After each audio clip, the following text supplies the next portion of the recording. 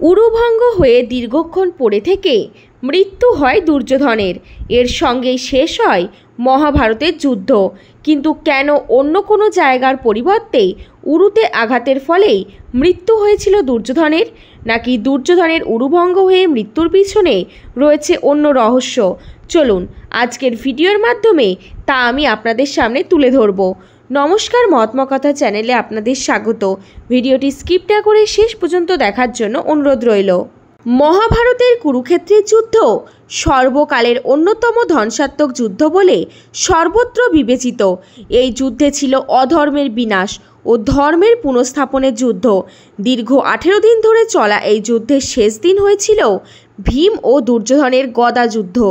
গান্ধার রাজকুমারী গান্ধারী তার জন্মান্ধ স্বামী ধৃতরাষ্ট্রের প্রতি সম্মান প্রদর্শন করে বিয়ের সময় থেকেই নিজের চোখে কাপড় বেঁধে রেখেছিলেন এবং একজন অন্ধ নারীর জীবন কাটাতেন তার স্বামীর ন্যায়।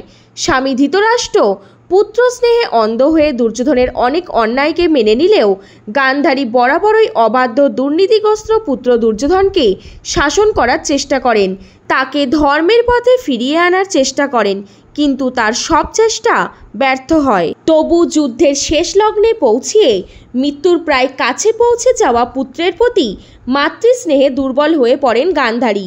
তার সারা জীবনের তপস্যা ও ধর্মরক্ষার ফল হিসেবে তিনি তার একটি মাত্র সন্তানের জীবন বাঁচাতে চেয়েছিলেন।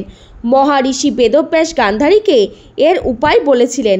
তিনি বলেছিলেন, পুত্রী গান্ধারী, তোমার সারা জীবনের তপস্যা ও পুণ্যের ফল তোমার চোখে সঞ্চিত হয়েছে। তাই তুমি চোখের বাঁধন খুলে যেখানে তোমার দৃষ্টি নিক্ষেপ করবে সেই স্থান বজ্রে পরিণত হবে এবং কোনো অস্ত্র তা ভেদ করতে পারবে না।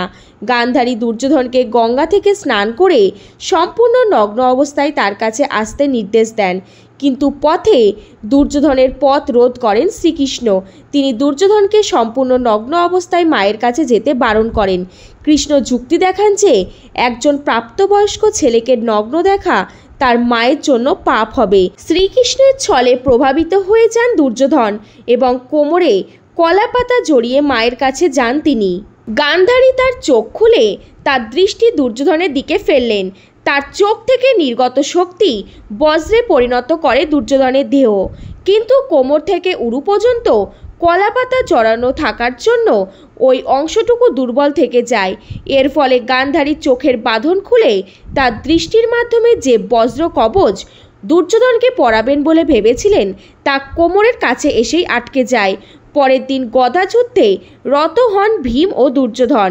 এক ভয়াবহ যুদ্ধ শুরু হয় ভীম দুর্যোধনের মধ্যে। ভীম একের পর এক আঘাত করতে থাকে দুর্যোধনকে, কিন্তু দুর্যোধনের বজ্র শরীরে তার কোনো প্রভাব পড়ছিল না। দুর্যোধনের বিরুদ্ধে পরাস্ত হওয়ার উপক্রম হয় ভীমের। গদা যুদ্ধের নিয়ম অনুযায়ী প্রতিদ্বন্দ্বীর কোমরের নিচে আঘাত করা যায় না, তাই নিয়ম মেনে দুর্যোধনকে পরাস্ত করা অসম্ভব দেখে কৃষ্ণ ইশারায় দুর্যোধনের উরুতে আঘাত করতে বলেন ভীমকে। ভীম তার গদা দিয়ে দুর্যোধনের উরুতে প্রচণ্ড আঘাত করেন। গদার আঘাতে মাটিতে লুটিয়ে পড়লেন দুর্যোধন। রাগে চোখ লাল হয়ে গেল ভীমের। সে তার ভাইদের এবং দ্রৌপদীর ওপর করা সমস্ত অন্যায়ের কথা স্মরণ করালেন দুর্যোধনকে। একের পর এক গদার আঘাতে যন্ত্রণায় কাতরাতে লাগলেন দুর্যোধন এবং মৃত্যু হলো তার।